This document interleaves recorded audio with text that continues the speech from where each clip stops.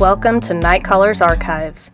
Before Nite Callers became a vidcast on YouTube and Facebook, it was a live call-in show on Blog Talk Radio. We did things a little differently back then. It was a different time in the Bigfoot world. There were only a few podcasts, and Bigfoot was still taboo to talk about. We didn't have the TV shows, hundreds of Bigfoot groups and conferences, or funny memes that we have now. They were different times, folks. We've had many amazing hosts and knowledgeable guests over the years that helped get the Bigfoot community to where it is now. We hope you enjoy these older shows, as they are a phenomenal source of information and good times. If you hear a guest or host that you would love to see back on the current Nite Callers, please drop a comment. Enjoy the show.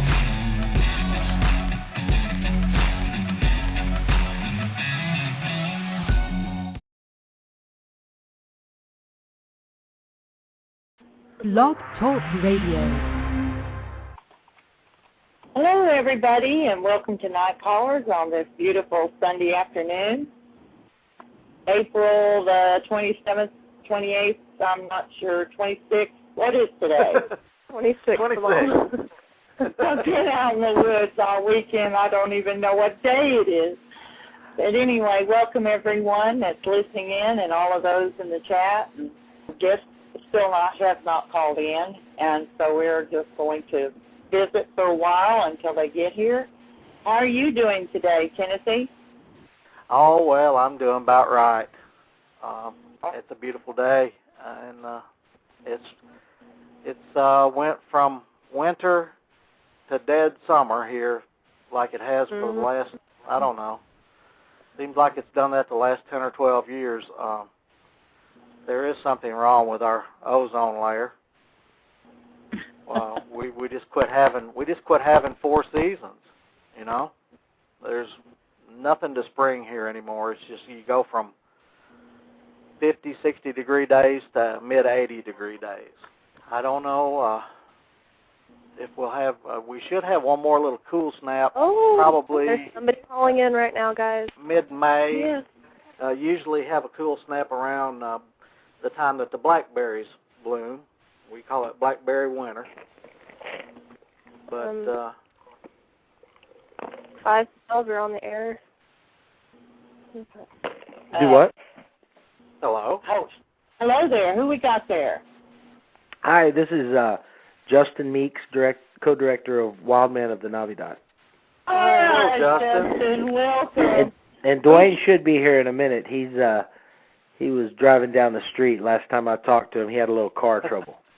Oh, well, Okay. we'll wait on it. We weren't sure if you were going to make it or not. I've been gone all weekend, and I usually try to send out a little cursory email to remind, the guests that they're going to be coming on, and I didn't get that done, and I was over here just kicking myself. I'd written it down, so I knew that it was coming up. I have to write stuff down. I have a calendar, and I write everything down, or I can't remember it. Oh, you're a good man, I'll tell you that. My name is Laurie Phillips, and the man talking there is Tennessee Cherokee. I thought we'd officially introduce ourselves, and the young woman that you hear in the background speaking occasionally will be Lauren McGrory. All right. Everybody, this is Justin Meeks. Well, nice to meet y'all. Nice to meet too. you, Justin. While we're waiting on Duane to get here, I'd like to ask you something.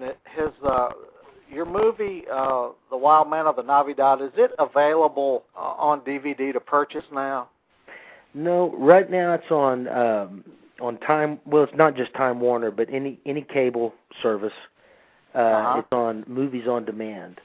I know Movies Time on Warner. Demand. Yeah, it's channel 1000 here in Texas for Time Warner, and you just go to Movies A through Z and look under the W, and it'll be Wild Man of the Navidad, and you can purchase it. There's also an IFC icon over there, and it'll be on that one as well. But it's usually easier to tell people just to go to the all Movies A through Z and just look under the W's. Yeah. But now, that'll only be out till May 11th, and then there'll probably be a couple of months before it's in Blockbuster. Cool. And IFC has a deal with Blockbuster, or Blockbuster has a deal with IFC, where certain movies go to Blockbuster first for like a couple of months. Okay. And see, after that happens, then it'll be at, other retail stores to purchase. And they just actually gave us a print of the DVD, and I think it looks really good, the cover, the artwork, and all that. Oh. Is it going to be similar to the movie poster? No, it's not. No, it's not. It's actually more similar to the actual creature that we portray in Wildman of the Navidad. So it's a more realistic image, not the drawing, the old school drawing. We tried to kind of make it sort of a creature feature looking poster. Sort of. A lot of people think it looks, when they see that poster, I think IFC might have been a little afraid to use it because they might have thought that it was a comedy, Yeah. Where there is a lot of comedy in Wildman of the Navidad, but it's there's an underlying horror there as well, Mm-hmm. Right. Well, I live in West Tennessee, and my cable provider is Charter Communications. Okay. And I just went on my on-demand menu and looked through everything, and they're not even offering it here. Really? That's a bummer. Now, I've been wanting to watch it ever since, Laurie got you lined up. I've been dying to watch the movie. He saw the trailer. And I put the trailer up on our show page, so everyone wants to see the trailer to the movie, and he watched the trailer, and everybody who watched the trailer wants to see the movie now. So I'm hoping that it'll bring some people in, to see that movie. And yeah, I have have someone else with us right now, guys. There's someone else. This cable network is the third largest in the country. Charter. Yeah. It's right behind Time Warner and Comcast, I believe. Well, yep. Keep on talking. I'm gonna run in this room. I'm gonna grab the IFC pamphlet they just gave us, and I want to see what the cable companies that offered are. Hold on just a second. Thank you very much. Do we have Dwayne Graves on? Dwayne, did you make it in? Hello, Dwayne. If you're talking to me, this is the elusive one. I just called in to listen. Oh, the elusive one. Sorry. Okay, you're elusive. We thought you were You're more than welcome. You just listen if you want. I'm sorry? Glad to have you. Okay, I'm back. All right. Here's the providers that IFC, it's called IFC in Theaters or IFC Festival Direct, and the providers are Bright House, Cablevision, Charter, Comcast, Cox, Insight, and Time Warner. And it says on, for Charter, you go to IFC in Theaters, Channel 1, Movies, IFC in Theaters, and it says IFC Festival Direct, not available. Looks like Charter might be the only one that doesn't have the Festival Directs out of all those. Oh, man. That's a bummer. Yeah, it is. Sorry. So you looked in there and you couldn't find it? I looked all over and I couldn't find it, Justin. I looked through the movies and. Man, it says for Charter, IFC Festival Direct, not available. That is the only one. That's the only one out of those 7 that don't have it. So how much longer am I going to have to wait now? Oh man, I guess you're going to have to wait till Blockbuster. But if you go, anybody that's on that, I don't have a release date for that. I wish they would give us one here fairly quick, but I'm thinking sometime, probably June or something like that. But I don't want to make any promises. Yeah.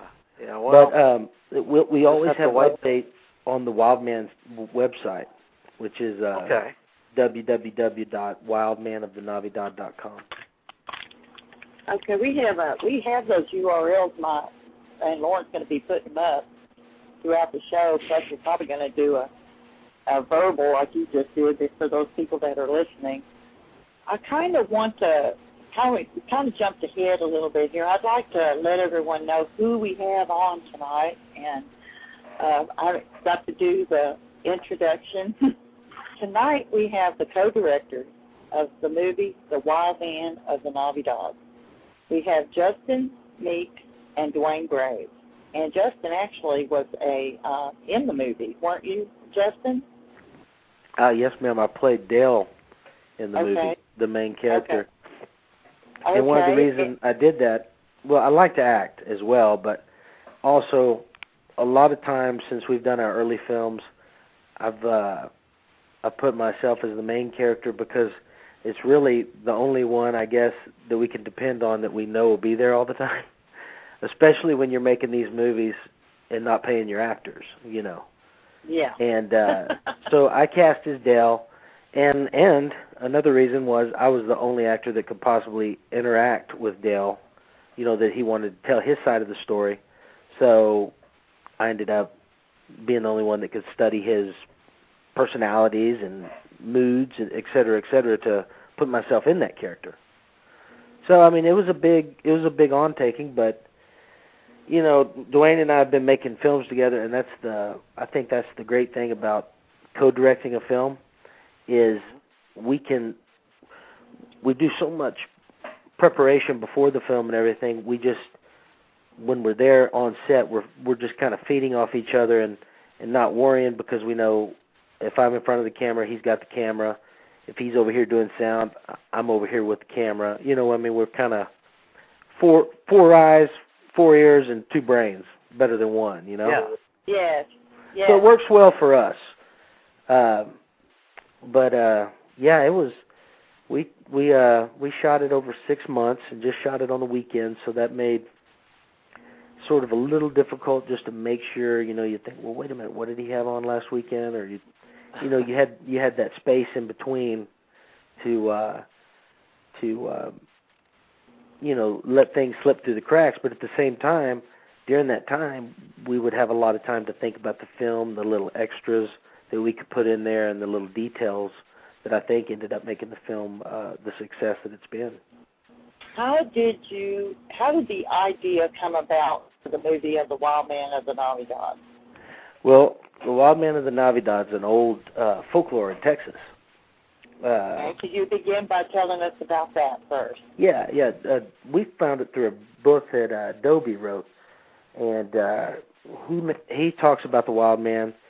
There's several different stories, but one of the main ones was he was a runaway slave in the bottoms of the Navidad River, and he would steal he would go into different farmers' houses and barns and use tools, but always bring them back, and they'd be sharpened. It was just a bizarre series of occurrences, you know. And finally, they tracked him down, and it was a runaway slave or escaped slave at the time, you know, the 1800s, 1840s, I think.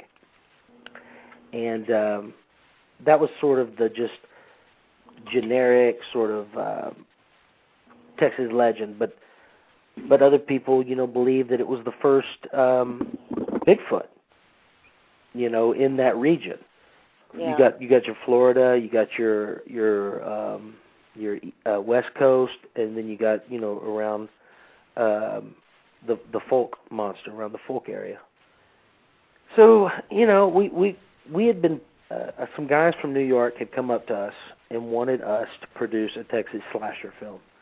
So Duane and I kind of wrote up a little synopsis of this sort of film, and they liked it, but they wanted us to put a lot of, you know, they wanted us to really throw in some nudity and throw in some blood scenes that we didn't think needed to be there. You know? Why is that? Do you think that's what people really want to see? I mean, well, I think the consensus is sex sells and blood sells, you know. So we thought about it, and it changed, and we just said, you know, I don't think it's worth it for what they want to pay us for probably some DP to come down, and we just don't mesh, and they don't get our idea, and then we don't really get anything except some kind of schlock, you know, some low-grade porn or something, you know. So we said, no, this is our first feature. We're gonna kind of do this right. So we read a lot of. We wanted to base it in Texas, and you know, we wanted to put some truth into it. So we started reading a few different legends in Texas, And Wildman of the Navidad was one that sort of caught our interest. So about the second time we went up to Sublime just to sort of snoop around and everything, we met a guy up there named Dale, and he told us a story, and we're like, yeah, right. You know, this guy's, what? They're screwing with a couple of city boys, you know, having fun with us. But, the more we talked to him, the more he showed us, it was either he was a little off his rocker or not, so we decided to go with that one and dug in with him for a while, and he's fairly convincing. So we kind of used a little bit of his story, or most of his story, and the actual legend, and sort of, that's where our movie comes in. Wow. So it was a great foundation to the movie. And now for it to just be accepted, we took it up to New York. We're like, oh, man, this is a South Texas movie up in New York. You got to be joking. They really want this? But they loved it. And, Variety, which is a huge film magazine, they wrote a great article about it, and I think that's when IFC gained interest in it, and then soon after, bought it or purchased it from us. So now we're just sort of, waiting to see what happens internationally. There's some people in Japan, and there's some other companies in Germany, I think, that are interested in purchasing it as well. So that, we kind of laughed. That'd be funny to see our movie with Japanese being spoke. So that I don't really care. I don't really care about the money. I just want to see the Japanese interpretation. Yeah. Where their lips don't move the same. It's kind of like all these old Godzilla movies. Yeah, exactly. That's what I was thinking about, Godzilla and the Thing. And who played the Wild Man of the Navidad in the movie? That's Tony Wolford. He's my. I've known him since I was 7 years old. Yeah, when I first moved to Corpus Christi, he was one of the first friends I met, and he just by the time he was in 7th grade, he was like 6'4", 260 pounds. So big fella. Yeah, I knew there was only one role we could ever have him play, and that was some sort of monster or evil creature or something. So he worked out perfect for it. He wore that suit, the suit that we made. I don't know if any of you have seen the movie, but it's sort of a combination of pelts, and anyway, it weighs about 85 pounds, and it's hot. So he'd put that thing on, and we filmed those scenes in the sort of filmed a little late towards the summer, towards spring. So it was about 90, 95 outside, and he was wearing this suit. And, I mean, he'd take it off and just be like he had jumped into a pool. He was sweating so bad. And just, poor guy, I mean, lucky he didn't have a heat stroke, but he kind of likes to drink the beer, and he kept refreshed all day on Milwaukee's Best Light. What was the longest time frame that he had to wear that outfit? Oh, I think one day we stretched him from about, matter of fact, I know we did. We stretched him from probably about 1 o'clock in the afternoon to, I think it was getting dark, about 8 to about 8:30. Oh, Lord have mercy. And we would open up the hood, but he wouldn't take off the suit because it was very, very hard to get the suit off. So there was a lot of traveling between that time, and I think we might have opened it once or twice, but most of the time it was closed, and it's just unimaginably hot in this suit. I mean, it's like an oven. It's like an oven. It's like you have, 15 dogs attached to you, but it's pelts. It's animal pelts. And about 8:30, and Tony's not one to give up, and he just kind of opened that hood, and he said, I can't do one more take, and he meant it, and he went outside, and he just, he threw up. Oh, my gosh. Yeah, so we immediately took it off of him, and he didn't want any water. We have another caller. It's a 918 area code. Yeah. That is Crow. She has just called in to listen in. All right then. Okay. Well, Tony is definitely one of your best friends in this world to do that for you. Yeah, I tell you, he's really pulled through for Greeks Productions. Every time before that, Duane and I had him play sort of a symbolism of the devil, but at the same time what do they call? They capture illegals and take them across the border. Game warden. I mean, not a game warden. Oh yeah. Border Patrol. Border Patrol. So we made a comedy called Rio Peligroso, and it's a comedy about a coyote that brings illegals across the border. Uh-huh. And Tony played El Diablo, who was the Border Patrol. We had a little dream sequence fight between the coyote and the Border Patrol agent. So how long is that movie? Now, you can watch that movie online if you go to www.greeksproductions.com. Uh-huh. You can see all of our movies, and you can click on that Rio Peligroso. And, Rio Peligroso? And it'll take you just different places where you can watch it. I think, MySpace has it over there, and we also have it on YouTube. I think you can watch. Matter of fact, on YouTube, you can watch a bunch of our stuff, just little goofy films that we've made ever since we finished film school together, Oh, good. That'll give me something to look at before I get that. Just if you ever forget any of that, you can just Google, Greeks Productions or Dwayne Graves or Justin Meeks, and you can eventually, find that kind of stuff. Okay, I scribbled it down here. I have to do the same thing that you do. I have to write everything down or I forget. Yeah, I tell you, it's the best way to do it. I keep a little thing of sticky notes in my pocket, and I always try to keep a good pen. That's a good idea. I haven't thought of that yet. It usually ends up being just a crumbled up piece of paper in my back pocket and ends up getting washed. Well, I was a registered nurse for years, and I learned very quickly that if I didn't have something to write on, every time that I would fail to have a piece of paper, I would answer the phone. It would be a doctor with an order, Man. And it's tough trying to remember, especially if the doctor gets you on there and he wants to tell you about 2 or 3 different patients at the same time. Yeah. It really gets hairy quick, so I learned very quickly to keep me something to write on. How did you and Duane meet? Well, Duane and I actually met at film class. We were taking a script writing class with Kim Hinkle, and Kim Hinkle actually wrote the Texas Chainsaw Massacre.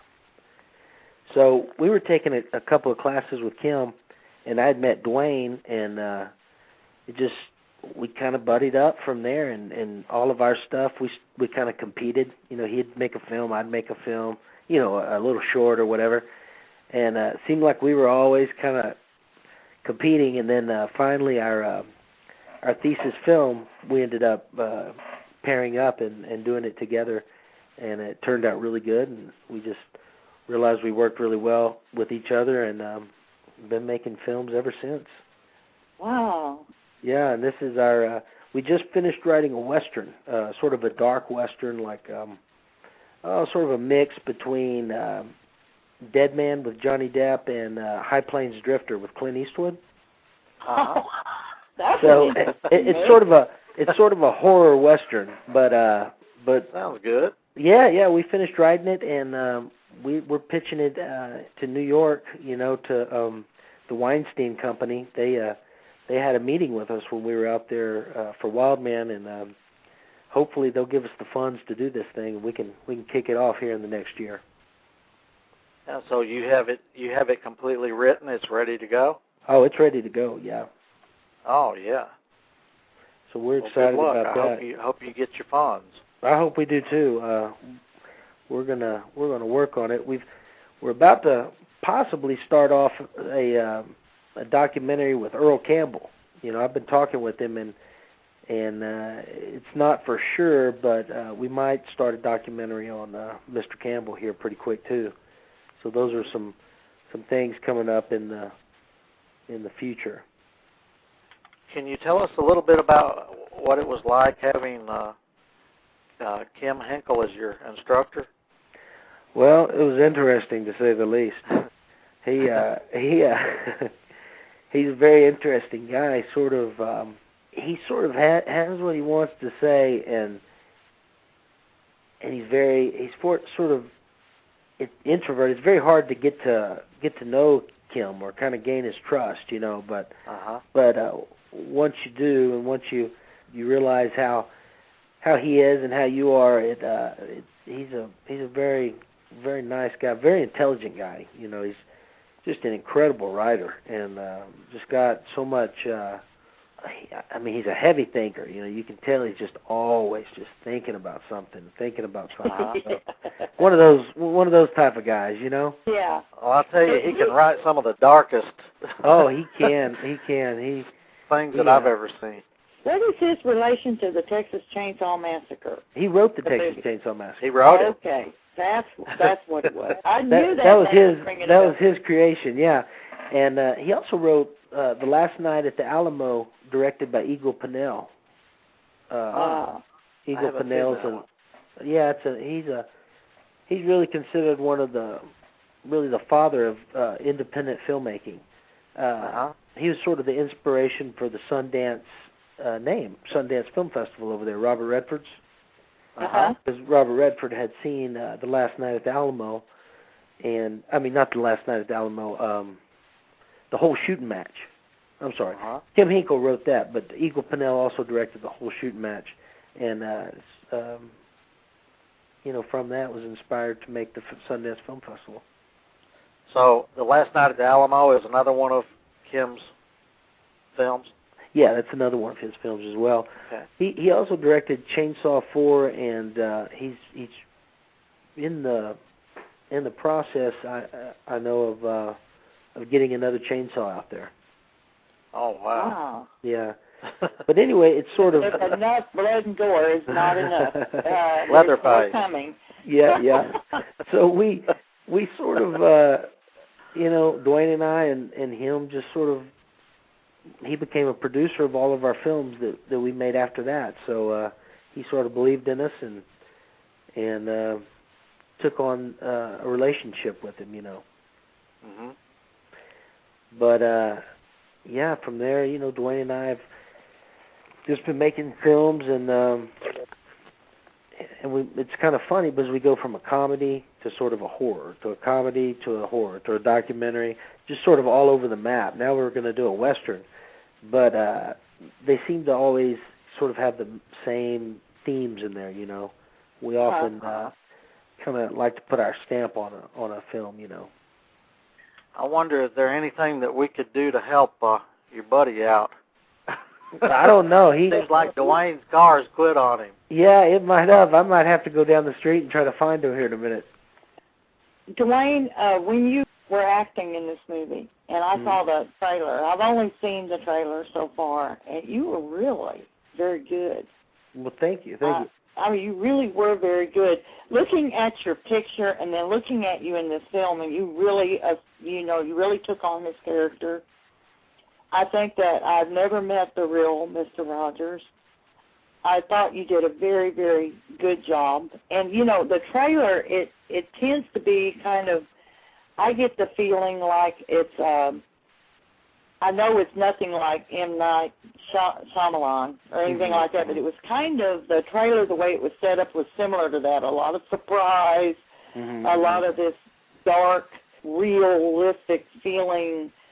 It's hard for me to find the right words tonight. And I apologize because I've been out in the woods all weekend and I'm just exhausted. I got in here 5 minutes before the show and I'm not together. Well, I think I know exactly what you mean, and we had a lot of inspiration from not so much that, but from like The Legend of Boggy Creek, those old movies like that, and The Town That Dreaded Sundown, of course, Texas Chainsaw Massacre, and just things that nightmares are made out of. Yeah, I guess so. Because what is so scary about a nightmare is it feels so real, like it could really happen. Yeah. in the process of making this movie and doing the background research and everything like that, was there ever a part of you that actually started to believe that there was actually a wild man of the Navidad at one time, or could even still be today? Yeah, absolutely. And I say that with a little bit of hesitancy, because at first I was really never, I just, the Donald Snowman, the Bigfoot, I wasn't really, I didn't believe it. I figured someone would have found it by now. Yeah. But I swear, talking to this guy and That's researching this and doing this, I got to say it was very convincing. I guess I'll say that. And I took that with me with the character, and I think that's why the character came out the way it did, because there was a sense of believing. And I always think, because I do some acting on the side, I've been in some stuff like Prison Break and Friday Night Lights and some other commercials and just other independent films and whatnot. So as an actor, I always try to bring a sense of, realism or credentials to it. And I think by staying with Dale and learning who he was, and I tend to pick up on a lot of traits of people, so I'm good at portraying a character or a character actor. But at the same time, there was a sense of uneasiness and creepiness and anxiety that came over me, and I think it came out through the character. At least I was hoping it would. It seemed like it did. You guys didn't actually film where all this occurred. You actually filmed 100 miles north of location. We did, in Whitsett, Texas. Okay. But you were actually in the Sublime area, yes, talking to people and everything like that. And after you got through talking to Mr. Rogers, was there ever a point in time where you actually looking over your shoulders or checking out the woods, or looking for sign of them lurking around or anything like that? I slept on an old canvas cot in the back porch that was screened in, but the screen was torn a little bit. Because he lived in just a shack, no air conditioning, nothing out there, just cabinets filled with canned food and hundreds of papers stacked in drawings and just very organized. It was have you ever seen The Beautiful Mind? No. I haven't. Russell Crowe, he was, remember when they go out in the back and they see all those drawings and all those intricate, that's how Dale Rogers was. It kind of reminded me of this guy. And that's why I say I don't think the guy had schizophrenia, but it was very, that's why it was so convincing, because of all this proof. It's like he had something he wanted to say. After a few days, every time I slept out there, I didn't sleep very well at all. I always had one eye open, and I got a very good feel. Were you worried about Mr. Rogers or his? Well, there was a sense of both, and I kind of tried to put that in the movie as well. Just at the. And I think it came through, someone that watches the movie a couple of times. When you watch it, you kind of wonder, is Mr. Rogers really the devil's culprit here, or what's going on? I don't know. I just have to let y'all look at the film and see what you think, because if you can get that out of just the trailer, you got a pretty sharp eye, I think. Well, did you actually get to meet Dale Rogers? Yeah, absolutely. You did? Stayed with the guy. And that's who he's talking about. He stayed on Dale Rogers' back porch. Yeah, I stayed on his back porch on a canvas cot. Yeah. Yeah, I went with him. I followed him everywhere. It was interesting. Well, there's a question in the chat, Justin. They're wanting to know, have you ever had an encounter? I've never had an encounter. The Texas Wild Man. No, I never have. I'd remember the story when I was a little kid, and I could have swore I had one then, but it was just my grandpa scaring me, and stuff like that. But or my uncle. But I've never had an encounter. I've been out in the woods a lot because I enjoy just fishing and getting out there, and I've early in the morning or late in the evening, sometimes you hear something rustle, a pack of hogs or something. You look around, but I've never actually, I haven't. You think it's a pack of hogs? You think it's a pack of hogs? It might be. I don't know. I never saw. That's just what my mind makes the story up. Oh, it's just a pack of hogs. It's true. It's true. I used to be like you at one. I kind of believed that maybe Bigfoot existed in the Pacific Northwest, but then I didn't really believe that either. Well, I just didn't care one way or the other. In fact, I'd never even seen the legend of Boggy Creek. And then I ended up living in a place that was quite active with these Sasquatch-type creatures.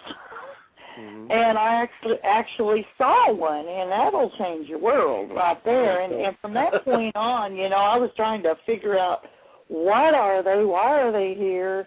Well, I was trying for the longest time, trying to prove to everybody else they existed, which is futile. You just give up on that.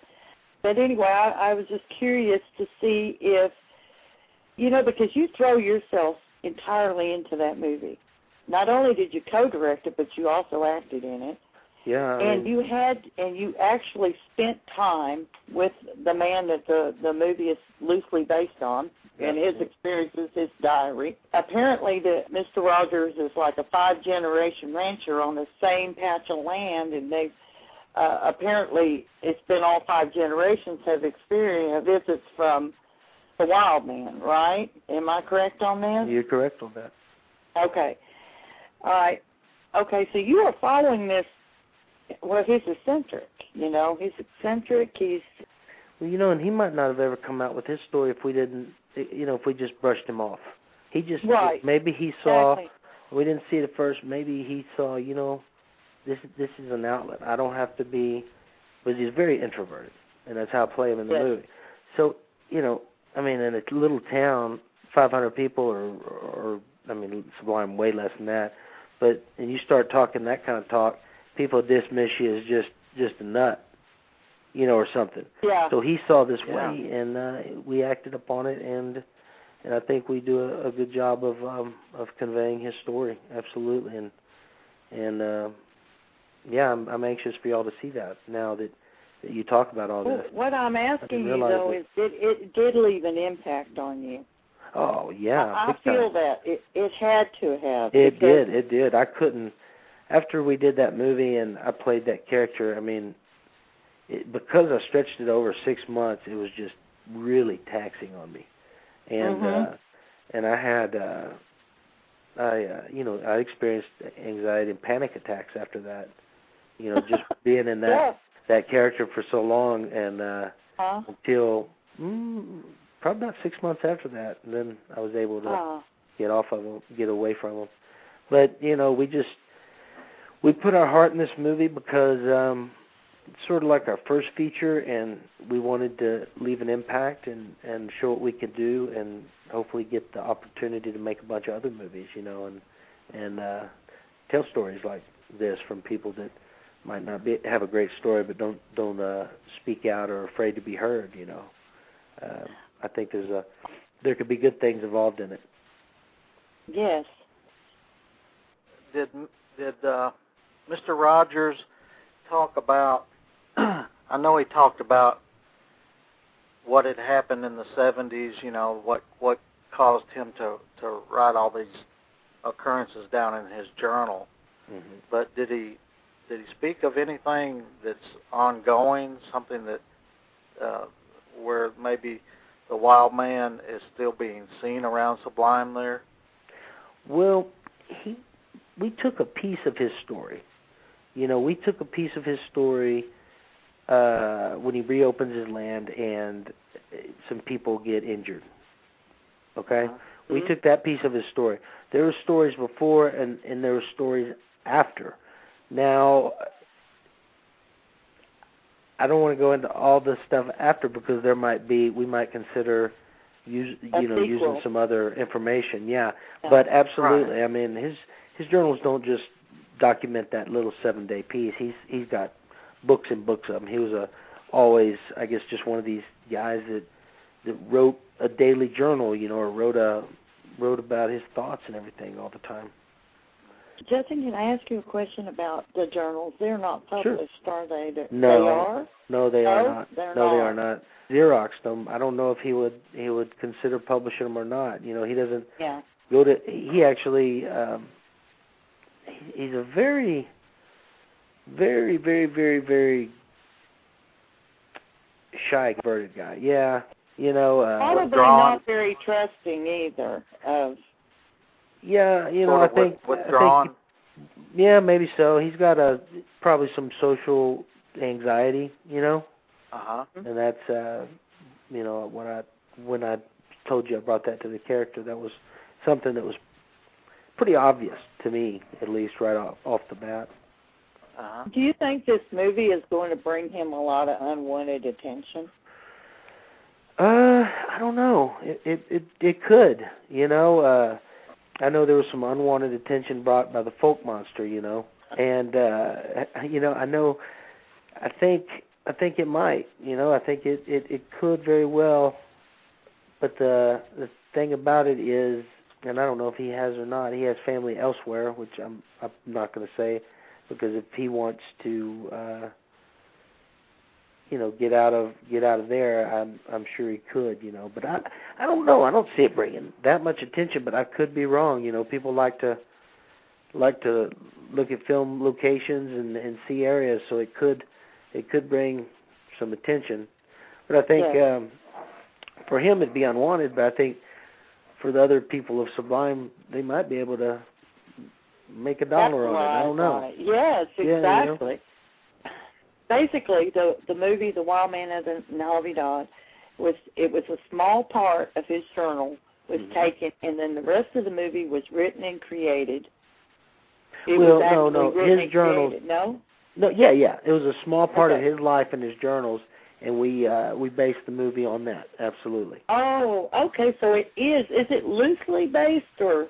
It's based on his writing. It's mostly based on his writings. We use our directorial creativity in how to show things, but the events, yes, ma'am.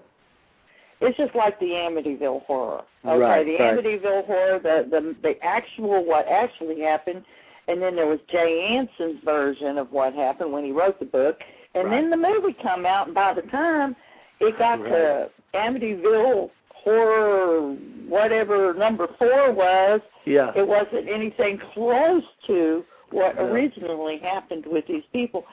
Still, they had to change the address of that house on Ocean View Drive, and they literally had to change the address, the street sign. Right, absolutely. And change the outside of the building and everything, keep people from driving by just to look at it. Even after it came out that it was the whole entire thing was just a hoax.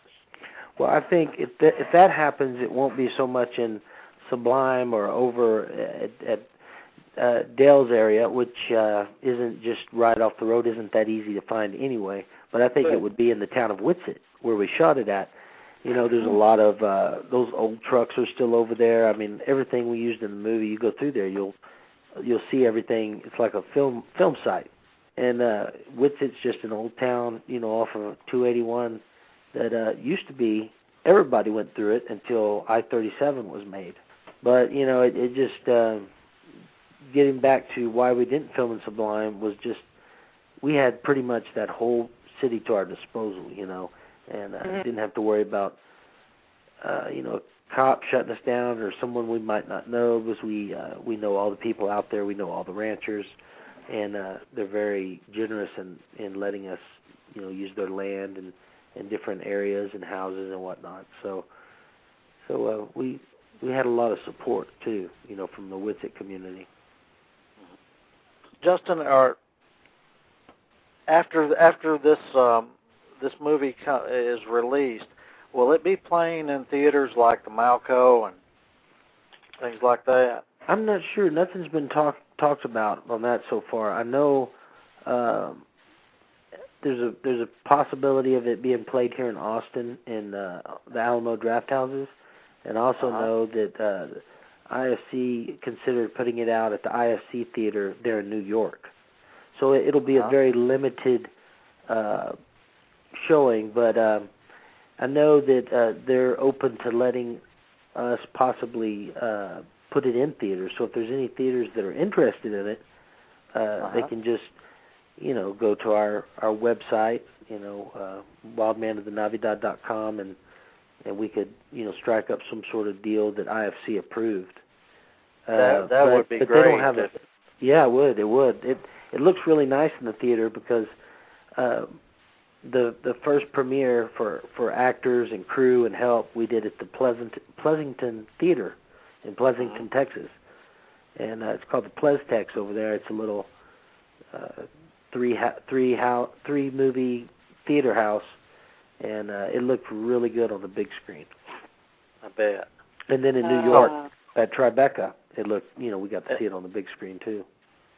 Right. Justin, is this the first movie you've actually acted in? Well, yeah, I've been in other movies. I've had a part on Prison Break. It's on Fox.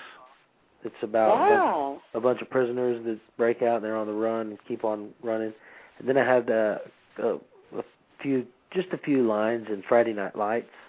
So, and then I was in a movie not too long ago with Bruce McGill called Kings of the Evening.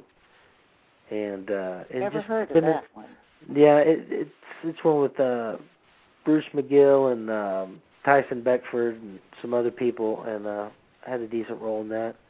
But just lots of shorts that we've done, and some student films at UT, at Austin, and just stuff like that. But nothing major like Die-Hard or anything like that, I guess. Yeah. I don't know. They're still good movies. I'm hoping if we do this Western to play one of the characters in there, so you might see that on the big screen. Have you seen yourself up on the big screen yet? Oh, yeah, I've seen myself at Tribeca, the New York Film Festival. And how did that feel to see yourself? Were you highly critical of your Well, yeah, I never liked to see myself on film, so I sort of, if I've seen it once or twice, I usually step outside the theater and just do something else. Because, you've seen your film, and also it being your film, and you've edited a million times, so I get to see myself editing all the time, so I'm critical there, but I think I've come to a... Edit yourself right out of it. It's like when you see yourself on film, you realize some things you do that you never realized you did, It's funny. Mm-hmm. Like, when you see yourself on video camera. Oh, yeah. Like you're thinking, oh, my gosh, I do that. I know. I was a little kid that used to drag the video camera around at family events, and everybody, get that thing out of here. Get that off me.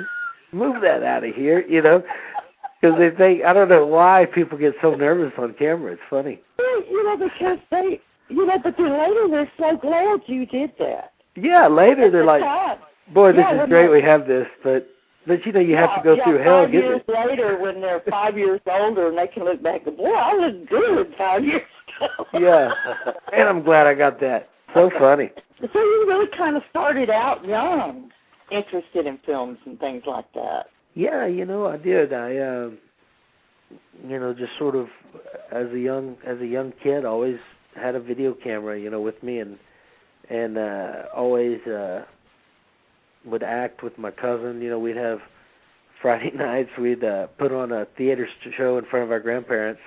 Things like that you just kind of know that's what you want to do. When you get older. You're a young man, but you are on your way. What I really liked about it was very period. You could tell that it was Texas. Right. You could tell by the way the people were acting it was Texas. It was very realistic. And it wasn't like, there was a little bit of that redneck mentality type thing in there, but it still was authentic South Texas. Yeah, I'm glad you say that. You could tell it was 1970s, too. Yes, you did. That's great. It felt like it was back then. Yeah. Yes. Mm-hmm. Well, that's what we really strove for. First of all, Whitsett sort of just kind of stuck in about that date. All the stores, all the houses kind of look that way, and farmers have flashlights that still work from 1970. There's no need to get a new one. So that works great for your movie set. Everything looks so authentic. We bought a lot of stuff on YouTube, like the old beer cans and stuff like that. But I mean, not YouTube. eBay. eBay. You can get anything off. All the old clothes on Dale were my grandpa's clothes. That house that we filmed in was my grandpa's house. He's just an old farmer. Oh my goodness! Of course, it'd been a long time since he lived there, and roaches and rats had chewed everything up. But it was just a simple, farmhouse. And me and my cousin plays my wife, the one in the wheelchair. But we used to have plays out in the living room where we filmed the Wildman. So when you watch it, that's where my acting career began, and I guess was the latest one. So it's kind of funny. Wow, you talk about coming around full circle. Yeah, it was kind of funny, standing in that living, remembering, acting those little plays we'd put on, but actually doing something that we could sell, and make money at, and possibly a successful career, So Cousin plays your wife. Yeah, she plays my wife. Good. Yeah. There was no kissing cousin scene, so we were good. Nothing incestual. No.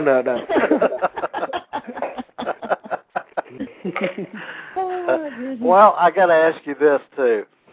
Depending on how well this goes over, right? Which Laurie and I both believe that it's going to do very good. Thought about a possible sequel? Yes, we very much have thought of a sequel, and we roughly have the sequel. We just have to get more details, and we'd love to be able to make it, and it just depends. It just comes up on funds, We sort of funded the first one for ourselves. We actually made Wildman of the Navidad under $10,000, and we told everybody we didn't have funds because we didn't go with the New York company, so we could pay for everybody's gas, we could pay for everybody's meals, but the people that were in the movie, they did it because they wanted to make the movie and they believed in us. So that was another reason why we just put our heart into it. Because, hello? Yes, yeah. You're still here. Oh, someone said you're now off the host key. Don't pay any attention to her. She has no manners whatsoever. She's a Brit. She just barged in there.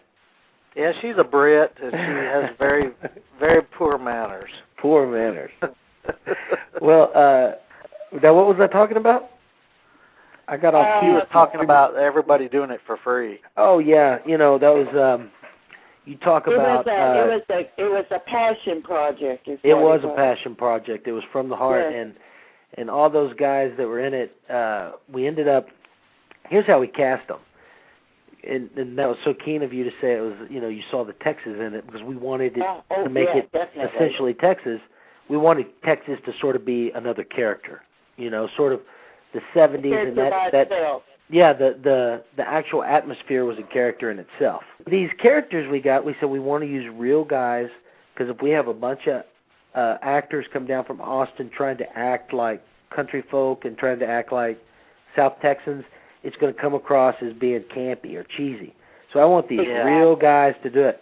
So we put up flyers in all the bars around that area and all the gas stations saying, looking for old, hairy, rough-looking men. And we said, we're going to make a movie, beards welcome. And I had my number, and we had people just call. So we went through all these rehearsals and found the guys for our movie, and they're perfect. Like Bossman Jack, first thing he did when I walked into the bar, that's where I met him, he kicked off his fake leg and said, I'm the man for your movie. And I said, son of a bitch, you are. You are him. I mean, if a bearded, big old redneck kicks off his leg at you, that's I was thinking of how to put that in the movie. Yeah, so it worked out.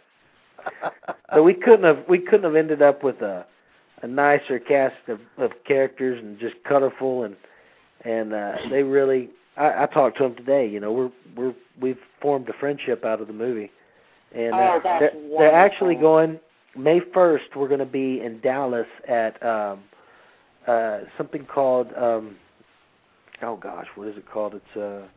It's a horror fest down there. It's called anyway, it's in Dallas, and they're going to go down there, and we're going to sign posters, give posters away, and just talk to people. I think Elvira was there last year, and George Romero, and this year I think they have Toby Hooper, who directed Chainsaw Massacre and Poltergeist. Alice Cooper, that old rock and roll star, he's over there. Yeah. $10 babies. Yeah, it's called Frightmare. It's called the Frightmare Fest in Dallas. Oh, okay. Yeah. So we're looking forward to that. And those guys, they always have fun over there because they get to people watch, Hello? Hello. How are you doing? Good. This is Duane. Oh, hello, Duane. Well, Duane. I rode my bicycle down here. What's your... I tell you, I've been having car trouble all week, fellas. Oh, no. Well, we're glad you made it, and I'm very impressed that you rode your bicycle to make our show. Boy, you just can't beat that. Justin was laughing at me downstairs because I came in the door. I'm just breathing so heavy, but I'm not used to riding a bike, Oh, I'm out of breath. You realize how out of shape you are in. Well, I tell you what, Justin's been doing a good job of holding up your end while you were gone, so there's no fear. Yeah, well, Justin's the face of Greeks Productions. I'm more of the technical guy behind, the camera. I don't like to get in front of the camera too often. How come? I don't know. Acting's not my forte.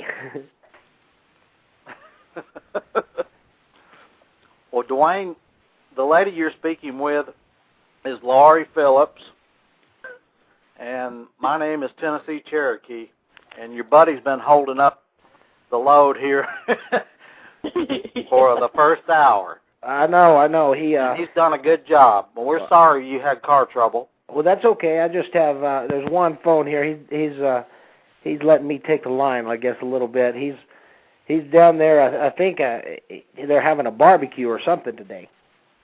Oh. I'm gonna.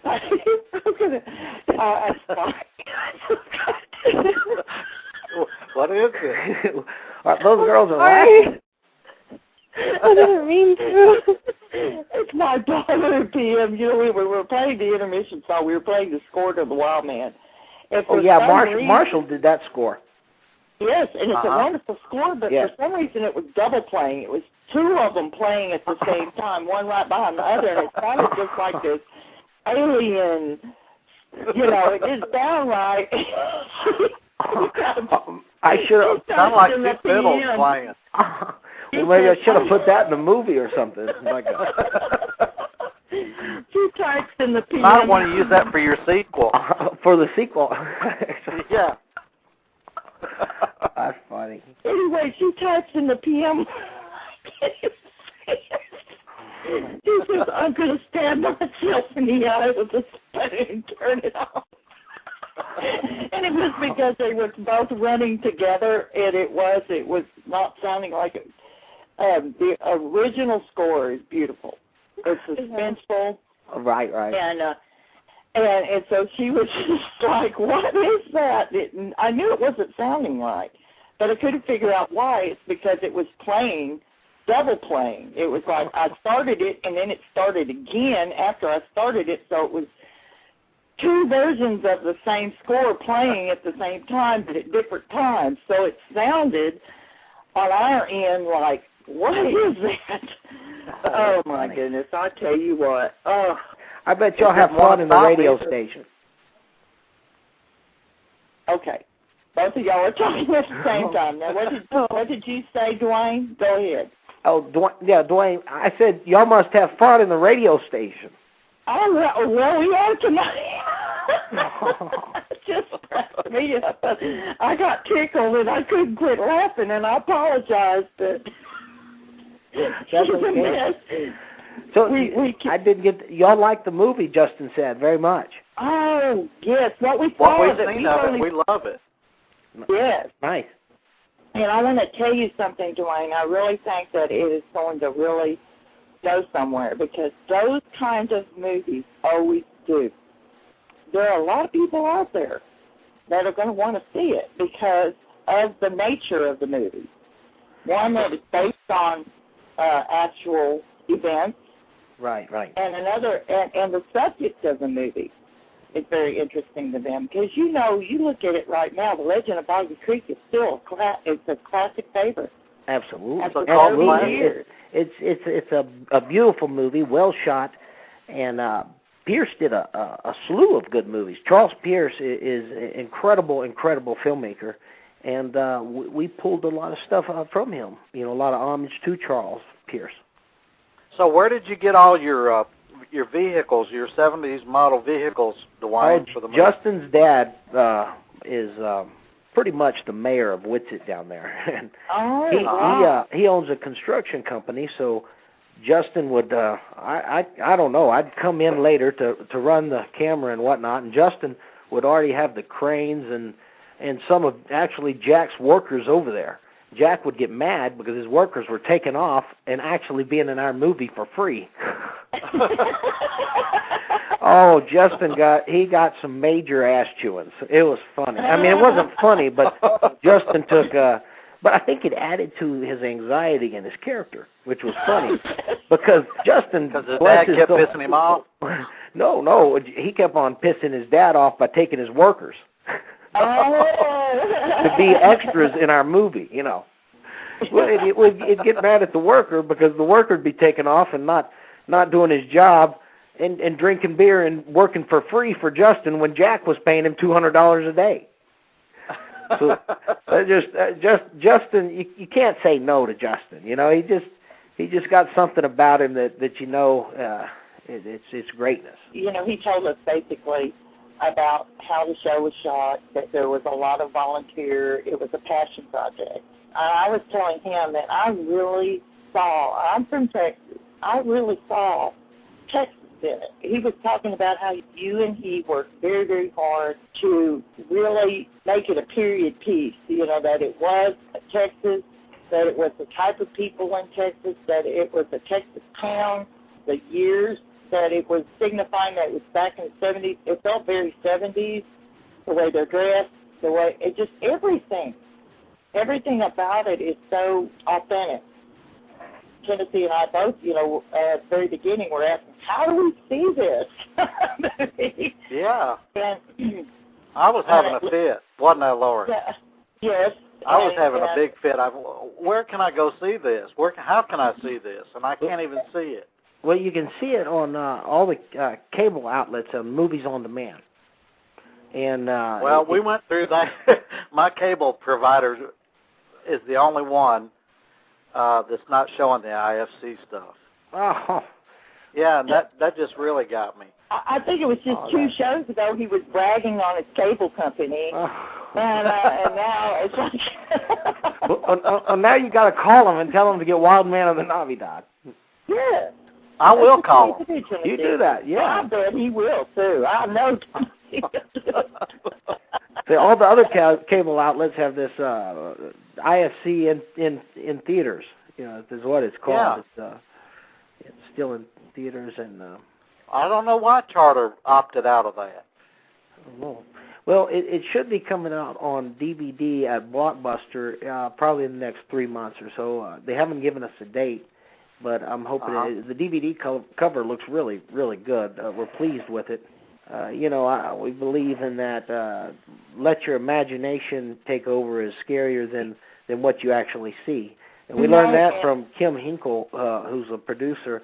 In Texas Chainsaw Massacre, when they put the girl on the hook, you don't actually see blood, but people for years and years said, no, I saw blood. I saw the hook go in her spine, and I saw the blood come out. But that you never did. You never. It's the psychology that you use behind it, you know. Well, you know, people do have a very active imagination. Oh. Some movies, when you get them out there, they don't leave anything left to the imagination. So graphic. It's so vivid. Mm. Yeah, and personally, me, of course, I'm an old lady. I'm 52 years old, and I like those movies that what I don't see scares the devil out of me. That's what I like to see. Mm. Well, then you'll like our movie. I'm like that, I'll too. say that. I'll purposely not watch a movie if I know it's just going to be blood and gore. Yes. Blood, gore, and sex. And I'm glad y'all opted to move away from that type of audience appeal, you know, because... Absolutely. There was some darkness. There's some darkness in there, but it's not. It's you know, Dale's story. It's not for audience appeal. That's yes. But I tell you, I want to go back to what you were talking about with the suspense, because a lot of suspense, and I give props to Justin. He was able, through his eyes, to build so much anxiety and suspense. He's an incredible actor. I got to tell him. Yes, I got to say, I got to brag on him. I use him all the time, and he's a great director to work with. And but he brought a lot of suspense to that character, you know, and I gotta take my hat off for that. And then you look at him in the movie trailer, doesn't even look like the same fella. Oh, no, he transformed totally into that character. Yes, he did. And what I need to ask you, Duane, did you go and sleep at Dale Rogers' house, too, along with Justin? Or? No, I did not. He did. He actually did, and he hats off to him for that. No way. Yeah. Were you worried about the Wildman or worried about Mr. Rogers? Okay. No, not so. Well, maybe Mr. Rogers. Maybe. You know, but he was harmless. He really was. Just a very quiet, to himself sort of fella. Started out young, wanting to be involved in the movie making process. Oh yeah, I used to. I had a friend of mine next door, and he has Down syndrome, and I put him in all my movies. Actually, a very, very good friend of mine still. I did a documentary. Justin produced it called Up Syndrome. I've known him since I was like 4. Justin and I have put him in some of our shorts. Actually, Rio Pelagroso and Head Cheese. He's in that one. He just. I wanted to put him in Wildman, but just didn't have a part for him. But anyway, I lost my train of thought. What were we talking about? Okay. I was asking you about your previous... Oh, yes. I put him in a lot of my movies when I was a younger kid, or my home movies. You know, I had I'd carry around one of those big VHS, you know, recorders that they used. He didn't mind being filmed, did he? Who? Your friend.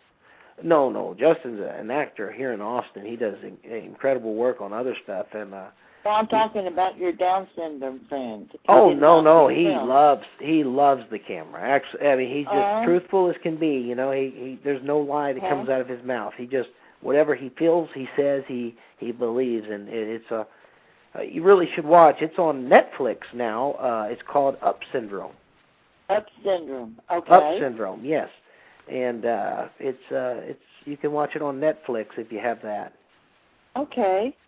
And you can watch our other stuff at Greeks www.greeksproductions.com. Okay. And that's got all of our films that we've done together. I think Lauren. I'm looking outside. I see Justin. I see Justin outside. He's already cracked open a cool one, and he's barbecuing some fajitas down there. I wonder. He just kind of left me up here hanging. He says, "Dude, I took care of the first hour. It's you to take care of the second hour." Oh, you know? Okay. Yes, absolutely. It's just great because we haven't got to get to know you yet, and So what I want to ask you, though, is you're not really interested in the acting part of it. You're more no, interested absolutely in the not. producing part.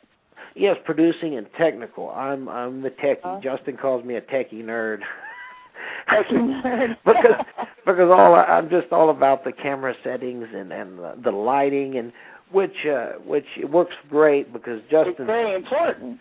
Justin's could so do without that. Yes, Justin's so artistic and I'm technical, and together we come together very well, and I think we sort of you don't see many relationships. I think we got something good here. I think so too. I really do think so, because between the two of you, you have created something that's really awesome. I put the trailer up on our homepage, our show page. I've advertised it everywhere, and everyone that has seen it wants to see the movie. So I'm hoping that by the time it ever makes it to Blockbuster, that it is everybody wants to see it. People will be lined up to see it. Yes, that's what I'm thinking too. Well, maybe we'll have to come down there and do a poster signing or something. Oh yeah. Yeah, we'd love to do that. Where y'all located anyway? Well, I'm located in Nacogdoches, but Tennessee is located in Tennessee. If you want to travel to Tennessee. I'm in West Tennessee. I'm west of Memphis. Oh, okay. Now, Nacogdoches, they probably have Time Warner cable. They probably do, but I'm on DirecTV. Oh, they don't have it on DirecTV. You're going to have she lives out so far back out of town there that you got to pump the daylight in. That's exactly right. I have to get out there and ride a bicycle if I want to watch TV. So on the technical end of this, you two met in you and Justin met in film class, in Kim's class, right? Yes, Hinkle's. Okay, Kim Hinkle's class. Who came up with the idea of Wildman? Justin did. Justin did. He stumbled up on it. I had a book by Dobie, and I had read about it, and Justin had, as a Boy Scout, had been told a story about deer man, half deer, half man sort of image. So he was very interested in the folklore and bringing South Texas and just all that stuff. So once we got into it, I sort of, I think I might have stumbled upon the actual story, and he had remembered when he was a kid, hearing the story just over and over, Campfire Grandpas, etc. Oh, yeah, the most scary campfire stories. And so that's how it came about, and we just went from there. Well, are you and Justin both from Texas, or are you from somewhere else? Yes, Justin's from Corpus Christi originally, down on the coast. He's kind of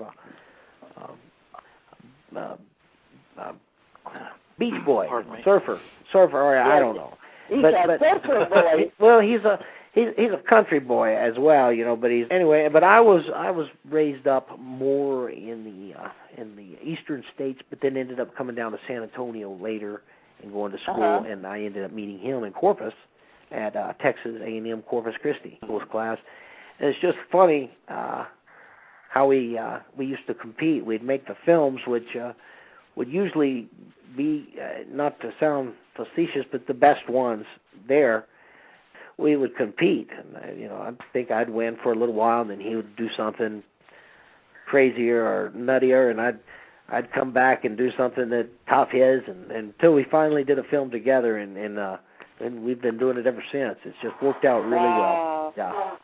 That is neat. There's something special about the two of you in this movie. It's just the way everything has come about. It's just when he was talking about gathering local people to do the movie, number one, that added a real authentic flavor. And he was talking about the one gentleman that flung his legs off and said, "Son of a bitch, here I am," or something like that. I don't remember what he said. But Mac. What was it? Oh, his name's Mac. William McBride. Yes, he is a character and a half. It was just the whole way the whole thing has come about, and then he talked about how he was so immersed in that character that afterwards, for even 6 months afterwards, he was like having panic attacks. He was having panic attacks, anxiety. He immersed himself into all his characters. He really, he's a true artist in that sense, you know. And, yes, he is. I can't wait for y'all to see the movie. I think you're going to. I can't wait to see it either. I apologize because I thought y'all had seen it when I was mentioning some of those earlier screens. Justin didn't. He just sort of gave me the phone. I wish we had seen it. Yes, I wish you had, and I wish that cable company was in your area, you know, over there.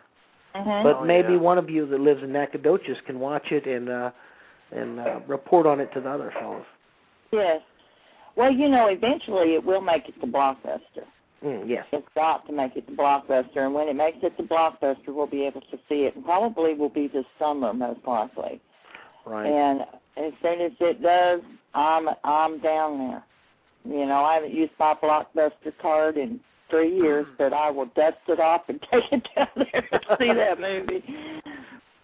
Go ahead, Lauren. I said hopefully it comes out at Hastings, too. Yes. Yeah. Oh, yes, awesome. It will. First of all, it'll be at Blockbuster because they have a deal with IFC.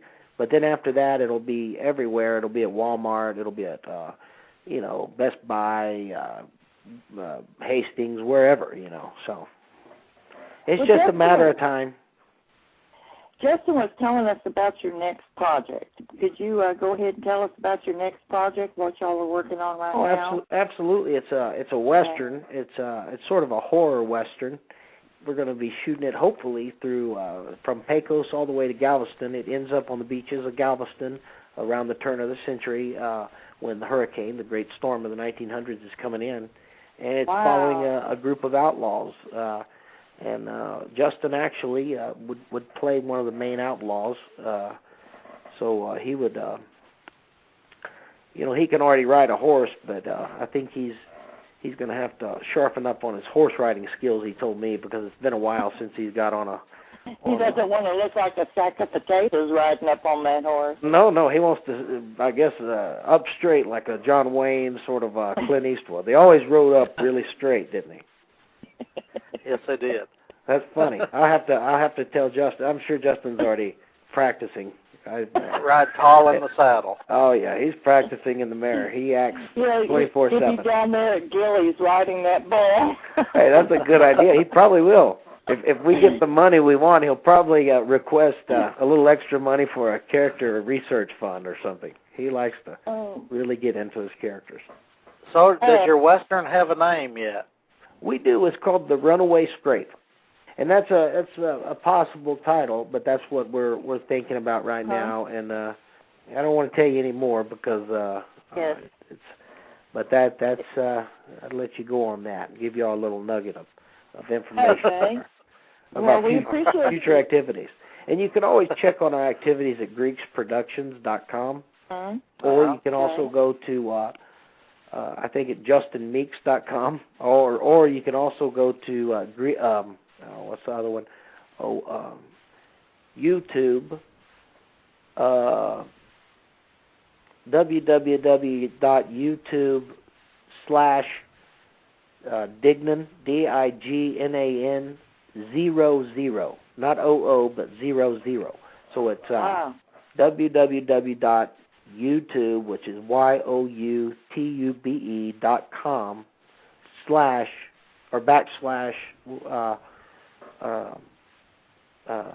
/Dignan, DIGNAN 00. And that's just a lot of our little old shorts and a bunch of comedy and nutty stuff we've put together over the years. We probably have about 34 movies on there. And if you just want to see some nutty off-the-wall stuff, and Justin's in most of it, and you know, you don't mind a little airplane sort of Blazing Saddles type of humor, you might really enjoy these. If you like Mel Brooks and you like some things like that, and you like to laugh, you probably will enjoy these. And you know, it's just we're trying to make that next big step and get our business going, you know, and I think we're on the verge here. I think you are. You know, you guys got the right stuff. Yeah. You have the right stuff. You probably don't believe you do, but I see it. And just looking at that trailer, that you have the right stuff to really make an impact in the film industry, and that both of you came onto the show and were willing to talk candidly about everything, and Justin was a treat, you know, because he always is. And so are you know. I would really like to find out more about you, though, and how you learned the technical aspects that you do. Did you take classes for that? And well, I work for Apple Computers. Oh. So we do these films on the weekends, and so I'm privy to a lot of applications and editing utensils, and we both edit the films. And I've just been around computers my whole life, and just cameras. My dad works at a camera station, so he always brought me cameras home to work on and do this and that with. And he's a technical engineer over there in San Antonio at one of the stations. So it just sort of been something that was in my life, you know, and just sort of surrounded myself with gears and knobs and twisty things, and sort of became who I am, you know. Okay, when you and Justin, you know, we were asking Justin how did he feel about looking at himself up on the big screen, you know, and he said he only might watch it a couple of times, but he did have to do the editing part. Oh, and, yes, we I do. was wondering, what is it like to work with an actor editing his own film? He's so critical of his acting. Yes, I guarantee you, he picks the very best scenes. And he sometimes I disagree with the scene, but he sees something that I don't see, a little twitch of the eye or something, so we ended up going with that scene. And it does make a difference in the long, you know, you take the best take is the one that... so he has a visionary eye when it comes to editing. Oh, absolutely. Yeah. If it makes your hair stand up, then that's the one you want to take, you know, and he can see that better than me, but I can put that together better than him. So it together we make that scene happen, you know. Because it takes both of you. Yeah, absolutely. You can have a really, really great actor, and you can get some really, really good film. Yeah. But it takes the right light, it takes the right camera angles, it takes the right setup, everything. There's a lot that goes into making a movie that people just take for granted when they're watching it. Yeah. You know, because they're sitting back and taking in the experience, and what goes into that movie, it's kind of like when someone writes a book. And it's a really great book, and everybody loves the book, but they don't know what that author went through to put that book out. Absolutely. And that book is good to them, and they're proud of it, but their blood, sweat, tears, and everything else, and they know every detail that went into that and everything that was happening when they were writing this one part, and you know what I'm talking about. It's all the behind-the-scenes stuff that we don't see as an author. We just see the byproduct. So it would be really hard I would think, for the two of you to actually sit there and watch the finished product without thinking about everything that went behind the scenes while you're watching it. Yes, you know, I duck out with Justin for the same reasons, just because I'm looking at my camera work, you know, and the cinematography and whatnot, and so you see it so much editing, you just on the big screen, you know, at first you want to see it because you want to see when the laughs, when the spooks come, the scary moments. But after you watch so many of them, you know, you can almost predict it like clockwork, you know. So it's like I don't need to see that anymore, and I just don't like to see little stuff because I might see a little mistake that we did or a little technical thing that you might never ever see or hear. We would never notice it. But it bothers me, and I step outside too.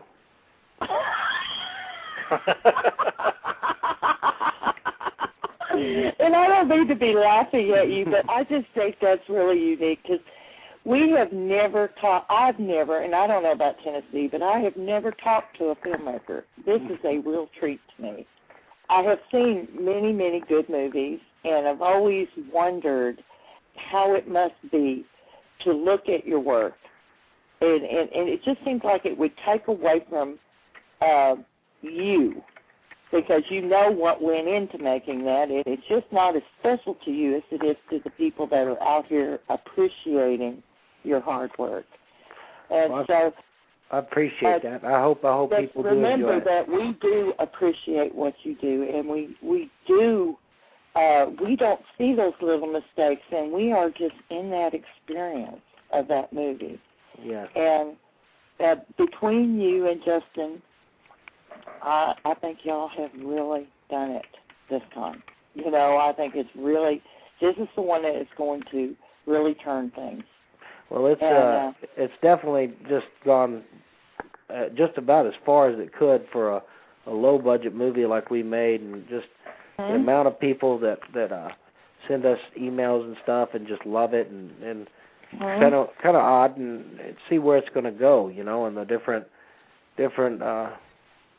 you know, if there's going to be a second one, or if this is going to inspire a slew of other movies. I mean, that's just something that I couldn't even imagine or fathom, but if it did, that would be great, you know. I mean, that would be awesome. And walks up, and he walks up into this parking lot, and the parking lot is the little general store gas station thing that was in Texas Chainsaw Massacre, the original one. Oh, wow. Yeah, that's the first thing you see. And so, you know, he said that Kim Hinkle did this with them too, so I'm sure, I haven't gotten to see the whole thing, but I'm going to look at all these things as soon as I get a chance. Well, if Dwayne Graves and Justin get a chance to listen to this show, if they download it, listen to the show, I want them to know that me and Tennessee, thank you very, very much for coming on here and talking with us. We feel very privileged and honored to have someone of their caliber on our show. To mention something, and it doesn't really have anything to do with Dwayne and Justin or the Wildman of the Navidad, but this weekend I went out with Bunny Rabbit. I'm just going to call him Bunny Rabbit. Bunny Rabbit. Bunny Rabbit. Bunny Rabbit. Okay.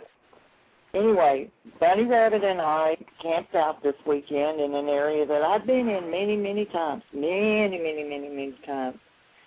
And we were going down a road, and I've been down this road many times, but they had control burned in this area. Okay? There was all the brush was gone, except for just the trees and stuff. Well, he said, "What's that thing over there in the woods?" He goes, "Is that some sort of vent, underground vent or something?" I go, "What are you talking about?" And he's going, "Dad, over there, look."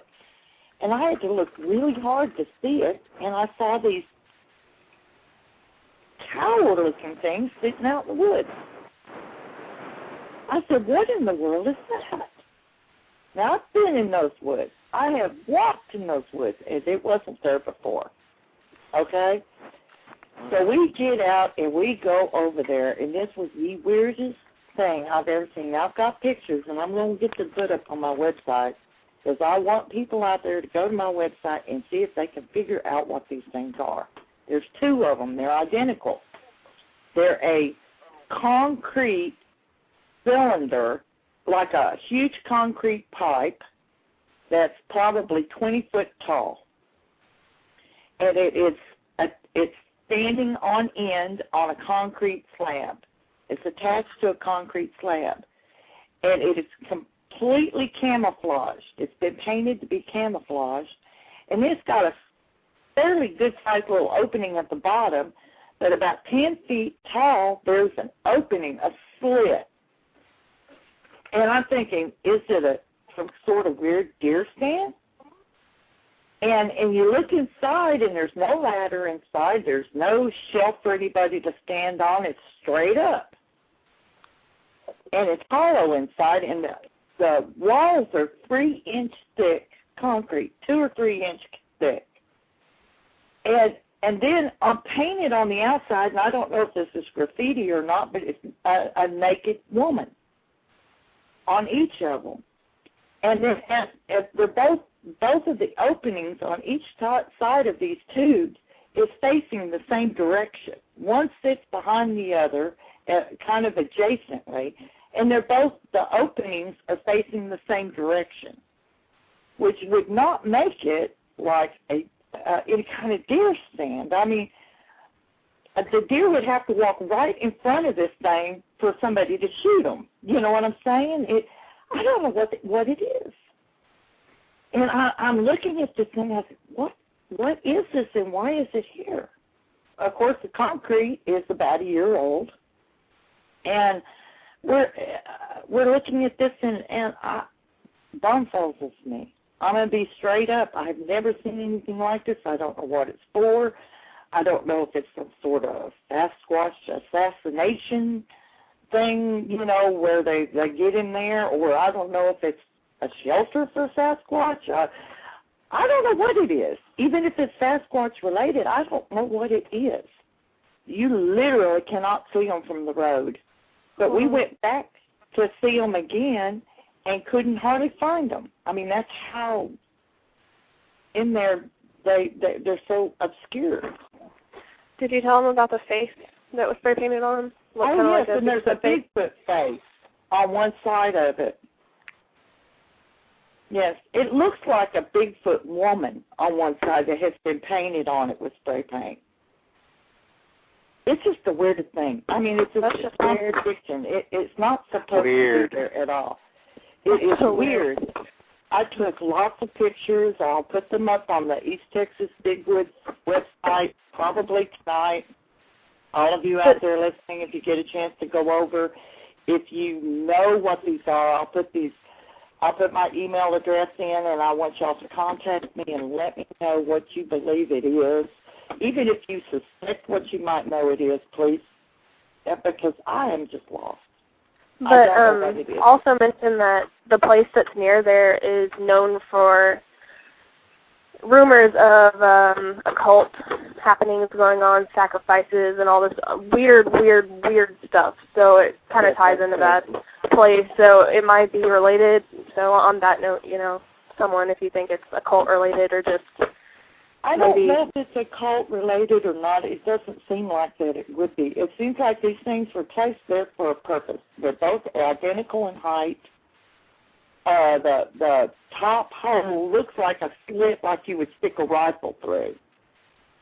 But then you look at the way the bottom opening is almost a triangular opening at the bottom of it. A Bigfoot could feasibly get inside there. A human could get inside of there, but there's no way anyone could get a ladder in there. There's not enough room to get along a ladder up the side of there to make that higher opening feasible. We don't know anyone 10 foot tall except for the Sasquatch people. So why would there be a slit at the top like that? Very top, there's just a piece of tin laying on top. It's like a... So I will get the pictures. That's just kind of messed with me all weekend. I know we're running out of time now. We're getting down to the wire. So yes, we are. I just Blog Talk Lady is going to start interrupting you. I wanted to mention that since I had a few minutes, but that just really kind of. I felt very disturbed seeing those things. They bothered me. And I can't tell you why, but they bothered me. They scared me. Hopefully get some feedback, give us some ideas on what it is, because it's just weird to put some concrete, buildings out in the middle of the woods with openings in them for, maybe guns or lookout towers. It's just weird. But, and someone asked me, well, did you crawl inside of them? I guess it was you, Lauren. Did you go inside of it? And I didn't feel comfortable even stepping inside of it. I didn't know what it was. I didn't know if the bottom was going to drop out, or if going to fall down. So I've got a wild imagination. So fall 100 feet down into some government complex that I'd never see anybody I loved again. Too many X-Files. But everyone, next week, we have Linda Godfrey next week, everybody. So y'all come and listen to the show. We'll be talking about her latest books. We'll see y'all next week. Say goodbye, everybody. Goodbye. Bye. Good night. Good night.